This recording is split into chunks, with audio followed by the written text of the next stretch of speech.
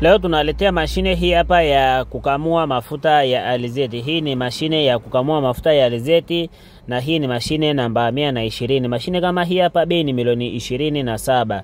Na hapa ni katika duka letu la kuuza mashine za kilimo na ufugaji. Kama unavyoona hapa ni dukani kwetu na mzigo hapa tayari umewasili dukani. Mzigo upo mwingi kabisa wa kutosha. Si wa kupanga foleni wala si wa kulipia oda. Kwa milioni 27 unakuja nayo hapa dukani, unakagua mali, unaridhika nayo, unafanya malipo, tutakusafirishia. Bei ni pamoja na usafiri, bei ni pamoja na fundi. Popote ulipo Tanzania, milioni 27 unapata fundi, lakini pia unapata huduma ya usafiri bure. Kama unavyoona hii ni mashine ikiwa imenyanyuliwa. Hili ni gari maalum kwa ajili ya kunyanyua mitambo mizito. Kama hii mashine unavyoiona hapa, hii mashine ni nzito sana.